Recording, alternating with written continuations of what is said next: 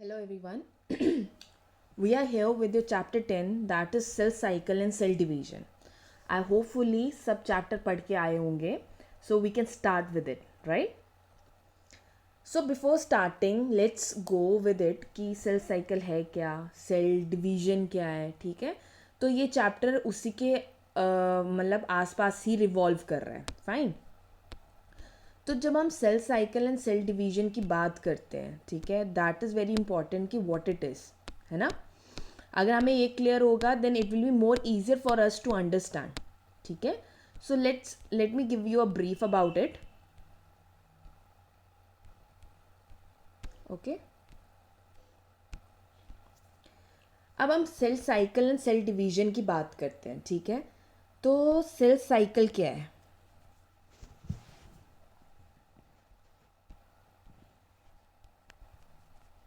Okay, cell cycle या cell division जो होता है ये दोनों चीज़ें इंपॉर्टेंट है. और सेल साइकिल में इंक्लूड क्या होता है?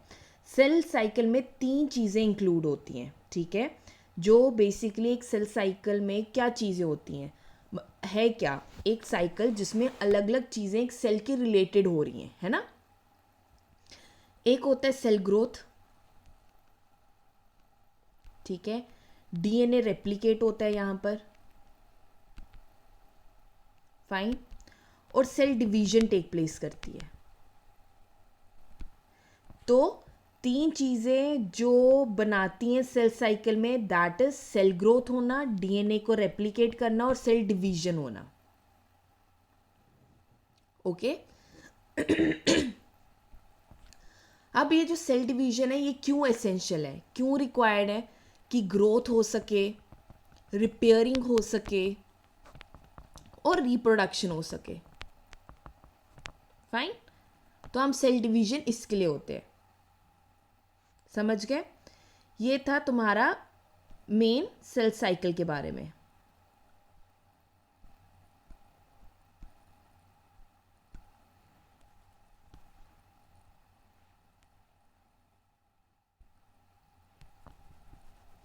ठीक है, तो ये था तुम्हारा सेल साइकिल. तो सेल साइकिल में हम क्या पढ़ेंगे? सेल ग्रोथ पढ़ेंगे, सेल डिवीजन पढ़ेंगे और रिप्रोडक्शन पढ़ेंगे, ठीक है? अब नेक्स्ट हम आ रहे हैं अबाउट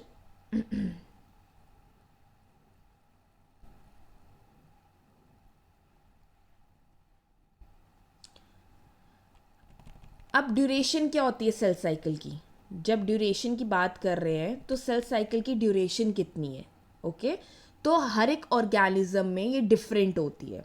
सो फर्स्टली जो ह्यूमन में सबको पता होना चाहिए कि जो सेल साइकिल है that is for 24 hours. 24 hours में एक सेल साइकिल कंप्लीट होती है, ठीक है? वेरस जब हम यीस्ट की बात कर रहे हैं, किसकी? यीस्ट की बात करेंगे तो यीस्ट सेल जो कंप्लीट करता है अपना 90 मिनट्स में. सोच लो कितना फास्ट है कि 90 मिनट्स में वो अपनी सेल साइकिल कंप्लीट कर लेता है. समझ गए? तो ह्यूमंस में होता है विद इन 24 आवर्स और यीस्ट में होता है 90 मिनट्स में. दिस इज़ वेरी इंपॉर्टेंट, ठीक है?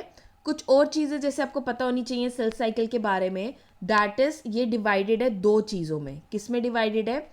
एक है इंटरफेस में और एक होता है एम फेस. इसी के बारे में हम पढ़ेंगे और इसी के मैं आपको एक सिर्फ पॉइंट्स बता रही हूँ. उसके अंदर का when we are going to solve the MCQs तो आपको साथ साथ क्लियर होता जाएगा, ठीक है? तो आपने पढ़ा होगा कि सेल साइकिल में क्या होता है, वो डिवाइडेड है दो पार्ट्स में, दैट इज एक इंटरफेस होता है और एक एम फेस होता है ना? अब इंटरफेस में क्या होता है?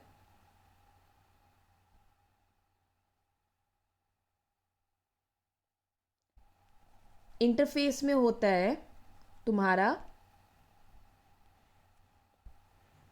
इंटरफेस में क्या होगा? सेल ग्रोथ और रेप्लिकेशन होती है डीएनए की. इट इज़ इंपॉर्टेंट, ये पूछा जाएगा, यही क्वेश्चंस हैं जो मैं तुम्हें बता रही हूँ, ठीक है? तो क्या होता है इंटरफेस में? एक होती है सेल ग्रोथ और रेप्लिकेशन ऑफ डीएनए, ठीक है? 95 जो परसेंट है ये कॉन्स्टिट्यूट करती है ड्यूरेशन ऑफ सेल में. 95% इंटरफेस ही चल रहा होता है. ओके, नेक्स्ट आ गया तुम्हारा दैट इज एम फेस, ठीक है। दूसरा हमने क्या पढ़ा था, एम फेज। जब हम एम फेज की बात कर रहे हैं, फर्स्ट इज योर इंटरफेस, दूसरा है एम फेज। तो एम फेज क्या होता है, इसको कहते हैं माइटियोसिस। माइटियोसिस क्या हो गया, जिसमें सेल डिवीजन टेक प्लेस करती है, ठीक है। हमने ऊपर अभी पढ़ा ना कि सेल साइकिल में क्या होता है, 3 चीज़ें होती हैं, सेल ग्रोथ होता है, डीएनए रेप्लिकेशन होती है और सेल डिवीजन होती है। सेल ग्रोथ और डीएनए रेप्लिकेशन होती है इंटरफेस में और माइटियोसिस में होती है cell division. This everyone should know, ठीक है, समझ गए। Now let me show you the diagram so you get a more clear picture of it. Okay? Now see, अब ये है तुम्हारा बेसिकली ये सेल साइकिल है। क्या है, सेल साइकिल, ठीक है। तो मैंने क्या बोला था कि 95% जो है दैट इज इंटरफेस ओनली। ये दिख रहा है, ये पूरा 95% क्या है, इंटरफेस है। ओनली 5% यू कैन सी, इतना पोर्शन जो है दैट इज एम फेस, जिसको माइटियोटिक फेस भी कहते हैं, ओके। और इंटरफेस क्या है, इंटरफेस बेसिकली एक टाइम लैप्स है किसके, बिटवीन 2 एम फेस, कि ये स्टार्ट हुआ, एम फेस स्टार्ट हुआ, फिर इंटरफेस होगा and then again M phase start हुआ, ठीक है। तो यहाँ पे इंटरफेस में क्या होता है, क्या मैंने बोला था, ग्रोथ होती है और डीएनए रेप्लिकेशन होती है। फिर जो फर्दर तुम्हें देख रहे हो कि फर्दर जो तुम्हारा इंटरफेस है वो डिवाइडेड है G1 में, एस फेस और G2 फेस में। तो हम इसके बारे में पढ़ेंगे कि G1 फेस क्या होता है, इसको गैप 1 कहते हैं, एस फेस होता है सिंथेसिस फेस और G2 फेस होता है गैप 2 फेस, ओके। और G0 भी होता है जिसको क्यूसेंट स्टेज भी कहा जाता है, that is an inactive face कहा जाता है। क्या होता है, रेस्टिंग फेस या इनएक्टिव फेस कहा जाता है, फाइन। फिर तुम्हारा आ गया ऊपर, अगर तुम पढ़ोगे दैट इज एम फेस, है ना। अगर तुम ये माइटियोटिक फेस के बारे में पढ़ोगे, ये मेन होती है जहाँ पे basically cell division take place करती है। क्या होती है, सेल डिवीजन टेक प्लेस करती है। यहाँ पे क्या होता है, जो तुम्हारे नंबर ऑफ क्रोमोसोम्स हैं, ठीक है, तुम्हारे जो क्रोमोसोम्स हैं पेरेंट में और डॉटर सेल में, वो क्या रहते हैं, सेम रहते हैं। यहाँ पे क्या होती है, इक्वेशनल डिवीजन होती है। क्या होती है, इक्वेशनल डिवीजन होती है, मतलब सेम नंबर ऑफ क्रोमोसोम्स रहेंगे पेरेंट और डॉटर सेल में, ओके।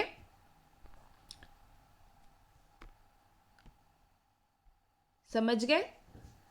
अब माइटियोसिस में भी फर्दर फेजेस होते हैं, ठीक है, दैट इज प्रोफेज,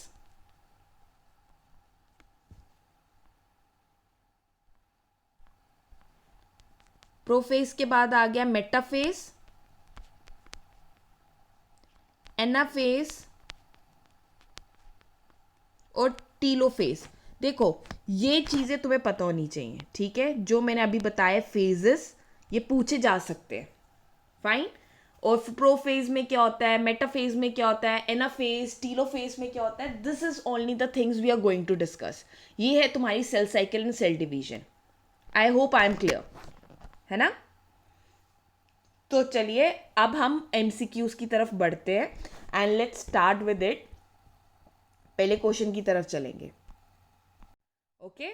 तो फर्स्ट क्वेश्चन आपका है, which of these processes is not the part of the cell cycle. कौन सा प्रोसेस सेल साइकिल का नहीं है, A duplication of genome, B division into daughter cells, C synthesis of cell organelles और D degeneration of centrosome.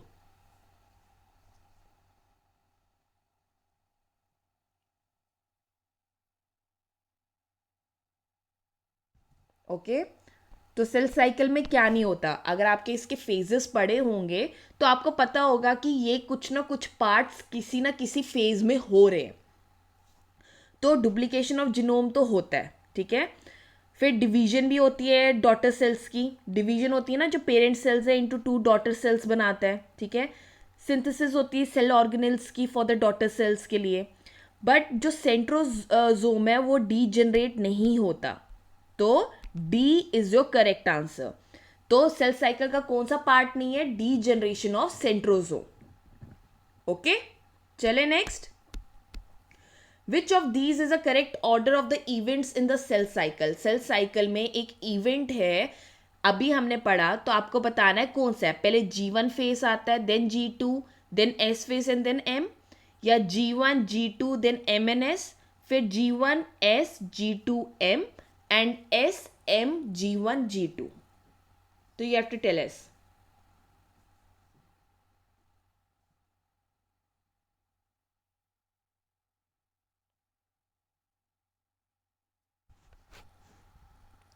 So your correct answer is C G1. सबसे पहले आपकी cell cycle जो है वो कहाँ से स्टार्ट होती है? G1 से, जिसका आ गया आपका पहला आ गया, दैट इज गैप फेस कहते हैं. ठीक है, G1 gap phase, followed by synthesis आता है, synthesis phase, then is G2 phase जिसको गैप 2 फेस कहा जाता है. एंड ये पार्ट्स हैं किसके? इंटरफेस के. किसके पार्ट है? These are the parts of interphase. Okay, और उसके बाद आप देखते हो एम फेस जो है तुम्हारा mitosis phase. Fine, so C is your correct answer. Next, what is the duration of cell cycle in yeast? Yeast में अभी हमने डिस्कस किया कि सेल साइकिल कितने देर की होती है. 30 minutes, B 24 hours, C 90 minutes और D 48 आवर्स.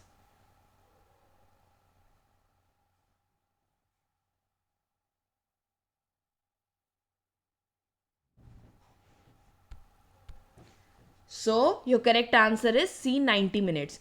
जो बेसिकली फंजाई यीस्ट होती है वो एग्जैक्टली 90 मिनट्स लेती है अपनी एक सेल साइकिल को कंप्लीट करने के लिए. मतलब इसमें interphase plus M phase complete हो गया होता है. ओके, कि वो टू आइडेंटिकल डॉटर्स बना सके. ठीक है, सेल डिवीजन के थ्रू.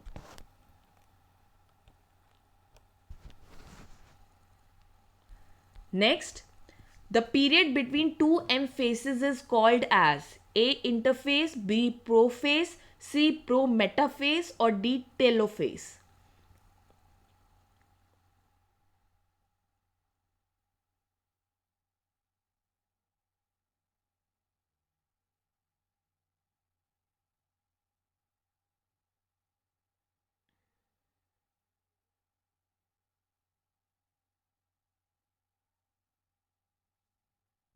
ठीक है, सो correct answer is A interface. जो तुम्हारे दो एम फेजेस होते हैं या माइटोसिस फेजेस होते हैं वो किससे सेपरेट आउट होते हैं? वो सेपरेट आउट होते हैं by the period of rest जिसको हम इंटरफेस कहा जाता है.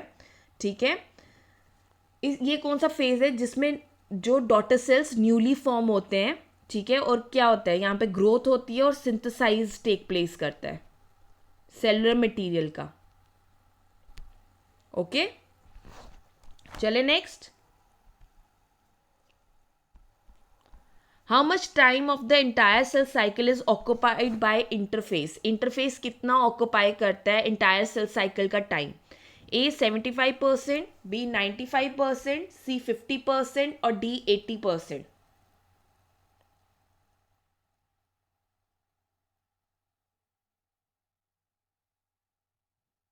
So your correct answer is B 95%. Okay, जो 95% है बेसिकली मैंने कहा है ना आपकी सेल साइकिल दो चीज़ों में डिवाइडेड है. एक है इंटरफेस में, दूसरा है एम फेज में. ठीक है, एम फेज वो है जिसमें actually cell division take place करती है. ठीक है, and it occurs rapidly. And बाकी जो 95% है वो ड्यूरेशन होती है सेल साइकिल की जिसमें सेल ग्रोथ होती है और डीएनए रेप्लिकेशन टेक प्लेस करती है. That is your interphase. Fine, चले next. Which process does the M phase of the cell starts with? A karyokinesis, B cytokinesis, C interphase और D spindle formation.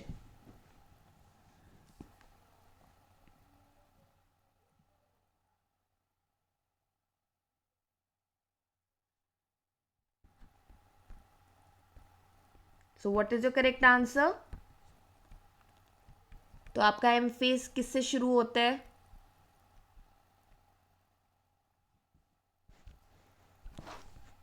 It start with your A karyokinesis.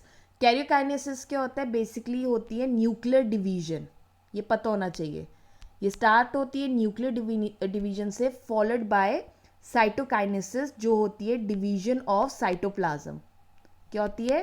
Division of cytoplasm. Fine. कि वो rise दे 2 daughter cells को.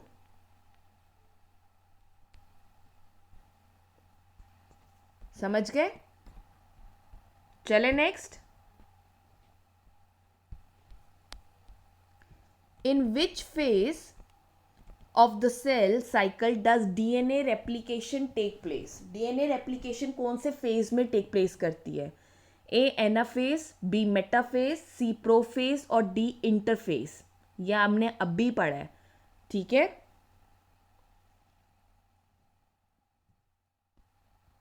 सो your correct answer is D interphase. जो interface होता है हमने पढ़ा ना, जो सेल की ग्रोथ होती है और डीएनए की रेप्लिकेशन है वो किस में होती है? Interphase of the cell cycle में. ठीक है, या रेस्टिंग फेज जिसको कहा जाता है. और ये किस में टेक प्लेस करती है? एस फेज में. जो एस फेज होता है ना, हमने पढ़ा है ना क्या होता है? G1 फेज होता है, एस फेज होता है और G2 फेज होता है. तो एस फेज जो सिंथेसिस फेज होता है उसमें मतलब डीएनए रेप्लिकेट करता है. ओके. और ये जो तुम्हारा प्रो फेज है, मेटा फेज और एना फेज है, ये सारे पार्ट है तुम्हारे एम फेज के. किसके हैं? एम फेज के. चलें आगे. What is the interval between mitosis and DNA replication? जो इंटरवल होता है between mitosis and DNA replication के बीच में, वो क्या है? A S phase, B G2 phase, C G1 phase और D M phase.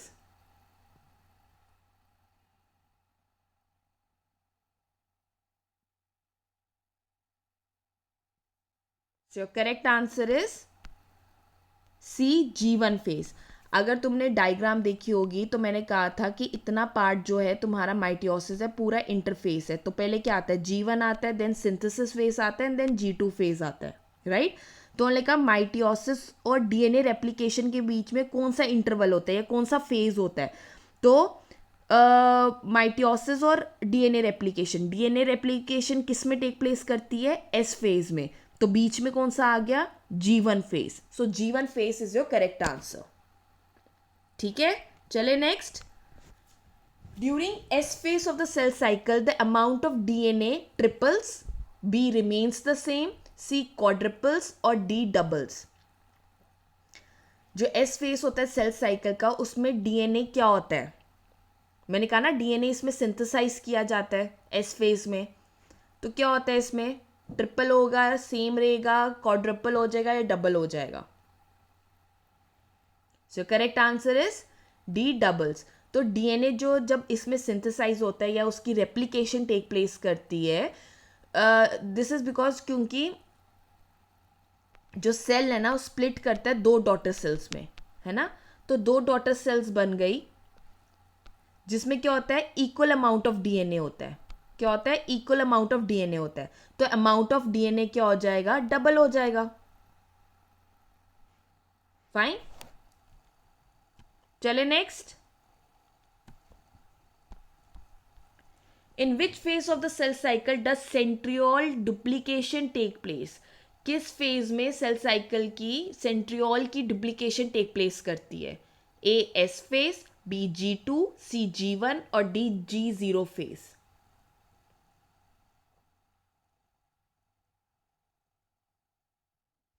So correct answer is A S phase. जो तुम्हारा सेंट्रियोल की डुप्लीकेशन भी किसमें सिंथेसाइज होता है? जहां पे डीएनए की रेप्लिकेशन होती है वहीं सेंट्रियोल की भी डुप्लीकेशन टेक प्लेस करती है. और डीएनए की भी डुप्लीकेशन यहीं होती है जहां पे ये डबल हो जाता है. So it takes place in S phase. चले next. Protein synthesis take place in A G0 phase और जिसको रेस्टिंग फेज कहा जाता है, देन G1 फेज, G2 और S फेज.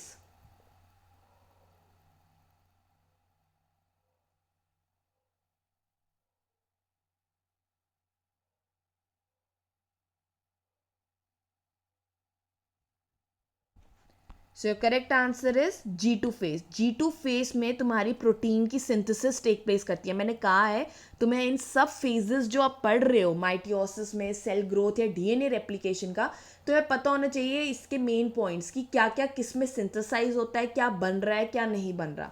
तो प्रोटीन सिंथेसाइज होता है G2 फेज में. ठीक है, ये होता है, क्यों होता है G2 फेज में सिंथेसाइज, कि हम ये हेल्प करता है इनिशिएट करने में एम फेज या माइटोसिस फेज को, कि जो जब दो डॉटर सेल्स बने, ठीक है, तो उनको एडिक्वेट प्रोटीन मिल सके. ठीक है, तो किस में टेक प्लेस करता है, G2 फेज में. समझ गए. Next, which of these cells do not divide. कौन सा सेल डिवाइड नहीं होता. A heart cells, B melanocytes, C osteocytes और डी लीवर सेल्स.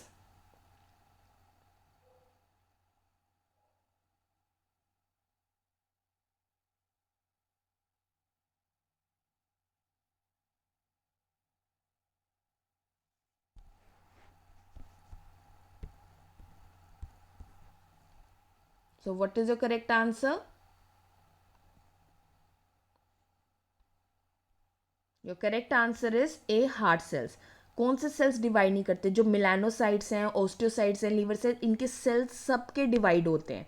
बस एक हार्ट सेल है जो डिवाइड नहीं होता. ठीक है, ये क्या होता है, ये इनएक्टिव फेज में चला जाता है.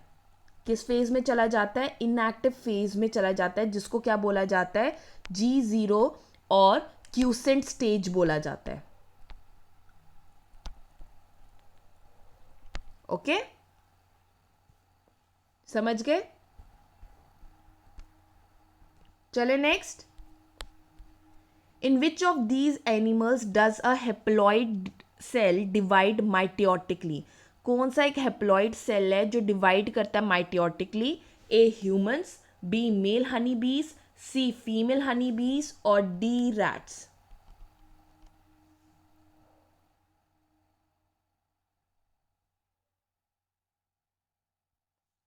सो correct answer is B male honey bees. अब कौन से उन्होंने कहा कौन सा एनिमल है जो जिसमें हेप्लॉइड सेल डिवाइड करते हैं माइटोटिकली. हेप्लॉइड सेल्स क्या हो गया, जिनके पास एक ही सेट ऑफ क्रोमोजोम होता है. क्या होता है, एक ही सेट ऑफ क्रोमोजोम्स होते हैं, उनको कहा जाता है हेप्लॉइड सेल्स. ठीक है, तो जो मेल हनी बीज होते हैं ये डिवाइड करते हैं माइटोटिकली. ठीक है, मतलब ये टू डॉटर सेल्स वाला देते हैं and they consist of one set of chromosome ही होता है. Okay, next, what is the phenomena of the nuclear division known as. Phenomena of nuclear division अभी हमने पढ़ा, क्या बोलते हैं. A telekinesis, B cytokinesis, C karyokinesis और D ऑटोकाइनेसिस.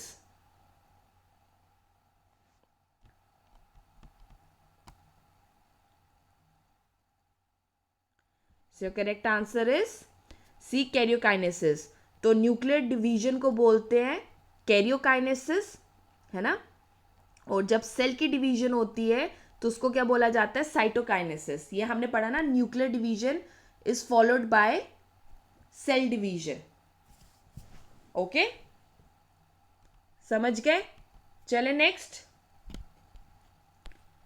Which of these events is not the part of karyokinesis. Karyokinesis जो होता है या तुम्हारी जो न्यूक्लियर डिवीजन होती है, अभी न्यूक्लियर लेवल पे आ गया, तो उसमें क्या होता है, कौन सा पार्ट नहीं इन्वॉल्व होता. A metaphase, B prophase, C interphase और D anaphase.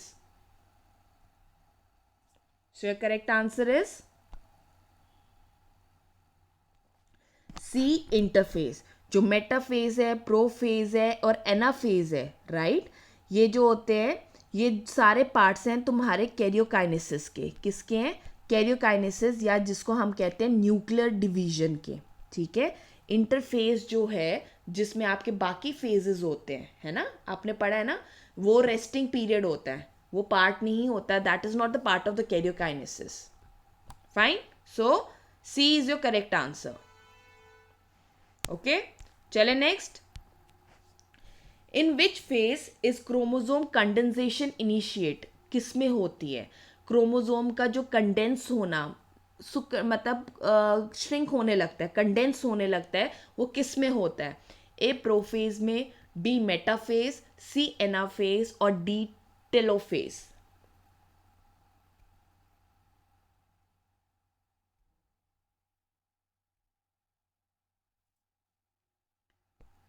So it starts in A prophase, ठीक है।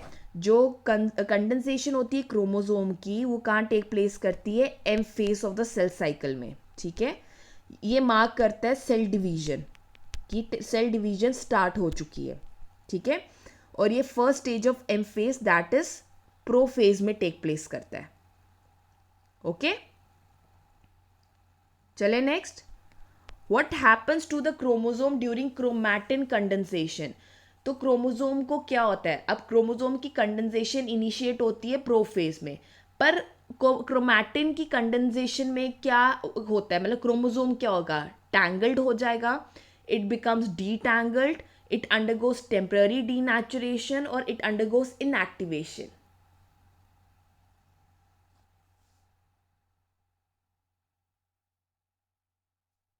So your correct answer is B, it becomes detangled. जो तुम्हारा बेसिकली क्रोमैटिन होता है वो इतना डेंसली कॉइल्ड होता है ना, मतलब इतना कॉइल्ड होता है कि ये डीटैंगल हो जाता है, ठीक है, जब क्रोमैटिन की कंडेंसेशन होती है, ठीक है। और ये कहाँ टेक प्लेस करते हैं? प्रोफेज में ऑफ योर माइटोसिस। फाइन, चले next. In which phase do the centrosomes start moving to the opposite poles of the cell? कौन से फेज में जो सेंट्रोजोम्स हैं वो मूव करने लगते हैं opposite poles of the cells में? A anaphase, B metaphase, C prophase और D telophase.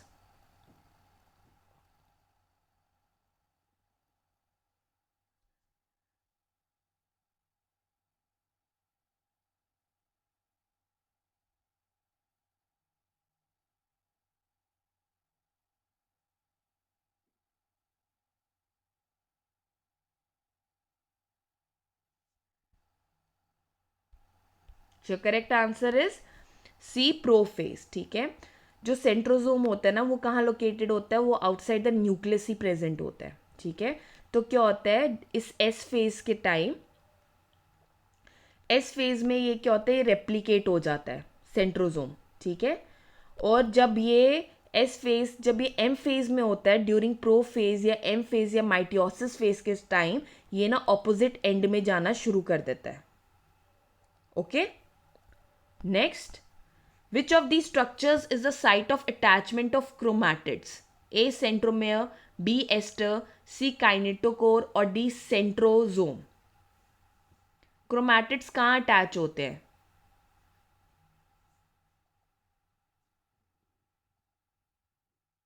So they are attach to A centromere, ठीक है। काइनेटोकोर क्या है? ये पॉइंट होता है जहां पे क्रोमैटिड्स जो होते हैं वो अटैच्ड होते हैं to the spindle fibres. Fine. और सेंट्रोजोम जो होता है इट इज अ स्ट्रक्चर जो न्यूक्लियस के बाहर प्रेजेंट होता है। ओके, चले next. What are asters made of? Asters किसके बने होते हैं?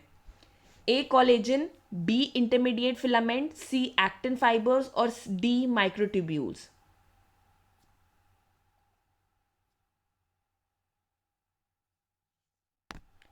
सो your correct answer is D microtubules. जो तुम्हारे एस्टर्स है ना वो माइक्रोट्यूब्यूल से बने होते हैं। बेसिकली ये साइटोस्केल्टल है प्रोटीन के लिए। दीज आर साइटोस्केल्टल प्रोटीन्स होते हैं। ओके, और ये कब प्रेजेंट होते हैं? They are present during the M phase of the cell division,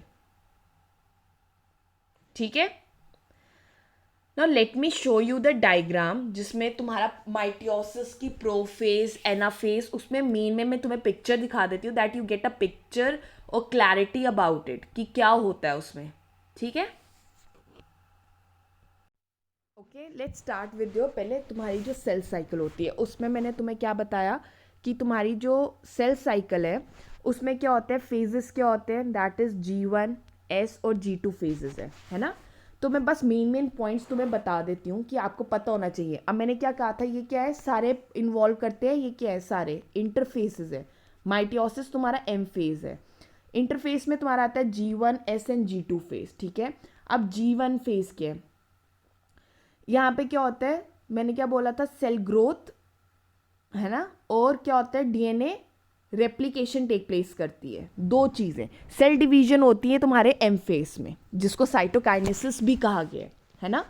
अब तुम्हारा G1 फेज है, इसने बोला है कि सारे जो सेलुलर कंटेंट्स होते हैं वो डुप्लीकेट हो जाते हैं। यहाँ पर क्या हो जाते हैं, डुप्लीकेट हो जाते हैं, एक्सेप्ट योर क्रोमोसोम्स, ठीक है।